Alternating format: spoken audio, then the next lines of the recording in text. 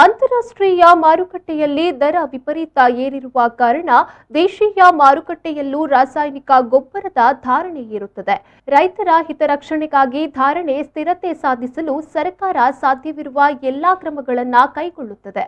ಈಗಾಗಲೇ ಕಂಪನಿಗಳು ಇಟ್ಟುಕೊಂಡಿರುವ ಹಳೆಯ ದಾಸ್ತಾನುಗಳಿಗೆ ಹಳೆ ದರವನ್ನೇ ವಿಧಿಸುವಂತೆ ಸೂಚಿಸಲಾಗಿದೆ ಎಂದು ಕೇಂದ್ರ ರಾಸಾಯನಿಕ ಮತ್ತು ರಸಗೊಬ್ಬರ ಖಾತೆಯ ಸಚಿವ ಡಿ.ವಿ. ಸದಾನಂದಗೌಡ ಅವರು ಹೇಳಿದರು. ಅವರು ಪುತ್ತೂರಿನಲ್ಲಿ ಮಾಧ್ಯಮ ಪ್ರತಿನಿಧಿಗಳ ಜೊತೆ ಮಾತನಾಡಿ, ಈಗಾಗಲೇ ರಸಗೊಬ್ಬರಗಳನ್ನು ರೈತರಿಗೆ ಸಬ್ಸಿಡಿ ದರದಲ್ಲಿ ನೀಡಲಾಗ್ತಾ ಇದೆ. ದರ ಏರಿಕೆ ಇಳಿಕೆಗೆ ಬಾರದ ಸಂದರ್ಭದಲ್ಲಿ ತೀರಾ ಅನಿವಾರ್ಯದಲ್ಲಿ ಸಬ್ಸಿಡಿ ಹೆಚ್ಚಳದ ಬಗೆಗೂ ಗಮನ ಹರಿಸಲಾಗುವುದು ಎಂದು ಹೇಳಿದರು. ಡಿಪಿಎ, ಎನ್ಪಿಕೆ ಮುಂತಾದ ವರ್ಗದ ರಾಸಾಯನಿಕ ಗೊಬ್ಬರಗಳ ಬೆಲೆ ಅಂತಾರಾಷ್ಟ್ರೀಯ ಮಾರುಕಟ್ಟೆಯಲ್ಲಿ 2 ಪಟ್ಟು ಹೆಚ್ಚಳವಾಗಿದೆ. ನಮ್ಮ ದೇಶದಲ್ಲಿ ಈಗಲೂ 90% ರಸಗೊಬ್ಬರಕ್ಕೆ ನಾವು ವಿದೇಶಗಳನ್ನ ಅವಲಂಬಿಸಿದ್ದೇವೆ. ಹೀಗಾಗಿ ಅಂತಾರಾಷ್ಟ್ರೀಯ ಮಾರುಕಟ್ಟೆಯಲ್ಲಾದ ಧಾರಣೆ ಹೆಚ್ಚಳ ಇಲ್ಲಿಗೂ ಬಾಧಿಸಿದೆ. ಇದರಿಂದ ರೈತರ ಹಿತಕ್ಕೆ ಧಕ್ಕೆ ಆಗದಂತೆ ಕೇಂದ್ರ ಸರ್ಕಾರ ಕ್ರಮಗಳನ್ನು ಕೈಗೊಳ್ಳುತ್ತದೆ. ಯೂರಿಯಾ 1ರ ಧಾರಣೆಯಲ್ಲಿ 17% ಹೆಚ್ಚಳಗೊಂಡಿದೆ.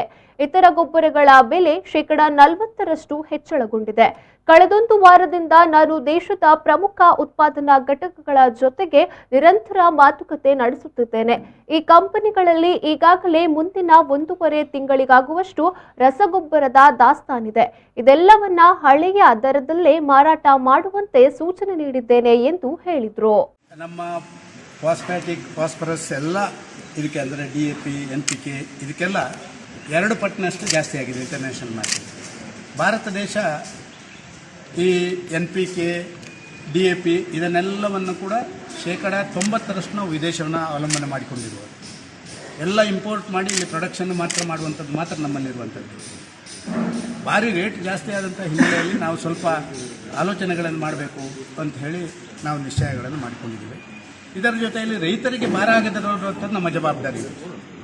ಒಂದು ವೇಳೆ ಇಂಟರ್ನ್ಯಾಷನಲ್ ಮಾರ್ಕೆಟ್ ಜಾಸ್ತಿ ಆದರೆ ನಾವು ಈಗಾಗಲೇ ನಿಮಗೆ ಗೊತ್ತಿರ್ಬೋದು, ಈ ವರ್ಷ ಯೂರಿಯಾಕ್ಕೆ 1,20,000 ಕೋಟಿ ಸಬ್ಸಿಡಿ ಕೊಟ್ಟಿದ್ದೀವಿ ರೈತರಿಗೆ.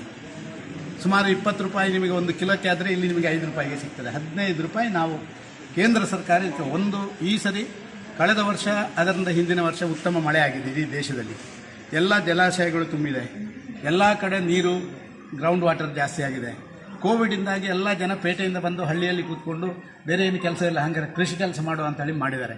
ಈ ಸರಿ ನಾವು ಕೋವಿಡ್ನ ಪೀರಿಯಡ್ನಲ್ಲಿ ಕಳೆದ ವರ್ಷಕ್ಕಿಂತ 17% ಜಾಸ್ತಿ ಯೂರಿಯಾ ಸೇಲ್ಸ್ ಆಗಿದೆ.